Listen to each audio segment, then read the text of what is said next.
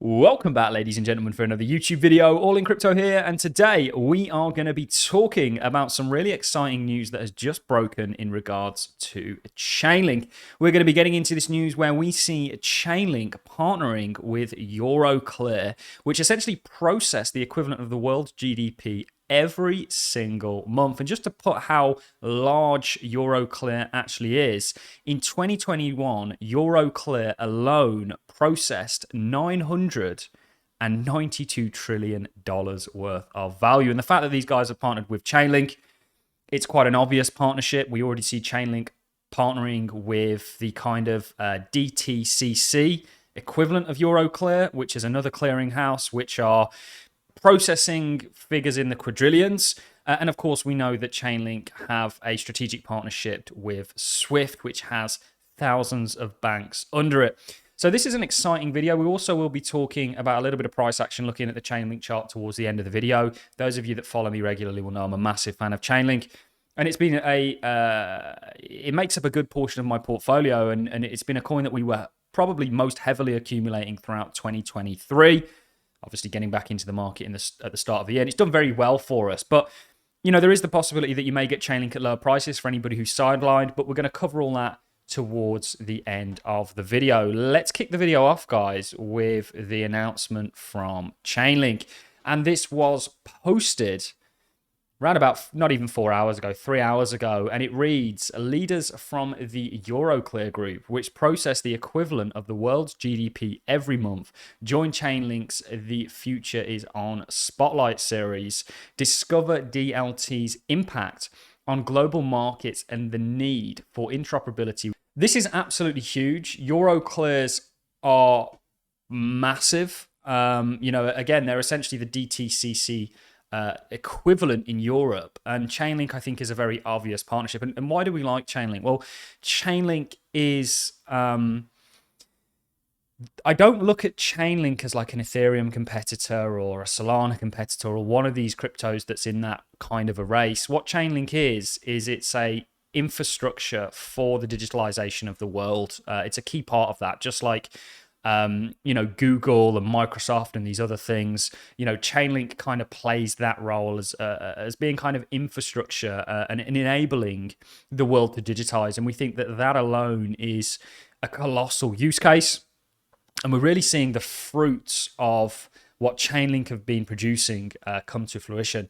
What I want to do now is dive into a couple of clips of the individuals that were interviewed talking about this and talking about the future and where everything's going. And this is really good to sort of bring up because it not only confirms Chainlink and why we're such big fans of it, but it also confirms the way and the direction that the world is moving towards from some of the largest players that are involved with the current traditional world. It's very, very exciting. Let's dive in, ladies and gentlemen, to clip number one. I'm Jürgen Watlin. I'm the Group Head of Innovation and Digital Asset for Euroclear. And I'm Stéphanie Leroux. I'm Head of Digital Assets Competence Center based between Paris and Brussels. Euroclear is a financial market infrastructure, and we sit at the center of an ecosystem where we connect issuers, investors, and bring in all the market liquidity. And we do that at a massive scale. We process every month on our book the equivalent of the world GDP. We have more than 36 trillion of assets under custody. We already see today with POC around interoperability and things like Chainlinks are doing and the rest, that there are working solutions today. Now, how is that going to scale and support the market and bring the trust that needs to move billions and trillions of assets to this world? That's going to be another challenge. And the way we approach it is in a safe and gradual innovation approach. And that's what's going to be key. How do you make coexist traditional asset and digital asset, bringing the benefits of both worlds? Pretty huge. Again, it just sort of cements a lot of our beliefs in Chainlink. You know, again, Chainlink, I think, is a key part of the digitalization of everything that you have the likes of Euroclear, DTCC, and many others, you know, really echoing. If we go over and take a quick look before we dive into the next clip at some of Chainlink's partnerships, this is bringing capital markets on chain with DTCC. DTCC is essentially the clearinghouse for the likes of the NASDAQ and many other things. And they're facilitating all of this through CCIP, which is Chainlink's interoperability protocol, and essentially, revolutionizing the traditional world of finance, leveraging Chainlink, which is a similar thing to what Euroclear are doing. We also know that Chainlink is very heavily involved and one of the leaders in regards to Swift and the sort of upgrade of the Swift systems that are going to involve the tokenization of traditional financial assets. It's something that we've continued to reiterate on this channel.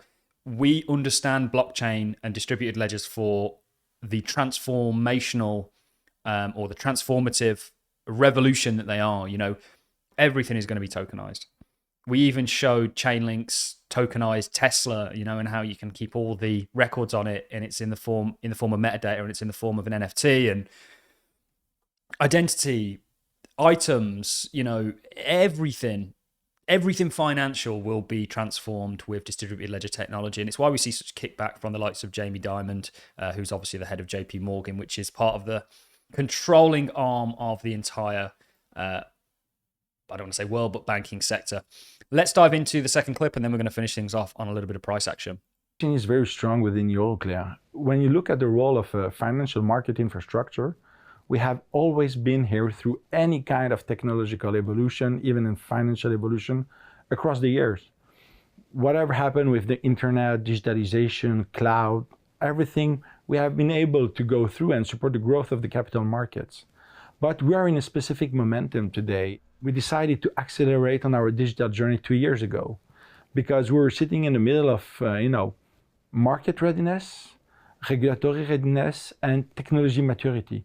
And the combination of all these three elements are very important for us to accelerate and deliver new projects when it comes to DLT. We are at the end of the first phase of experimentation where some DLT platforms are in production and need now to move to the next phase of exploration and next phase of production. So meaning how to drive volume, how to drive value, bring value, unlock value for the market as a whole, how to embark an ecosystem.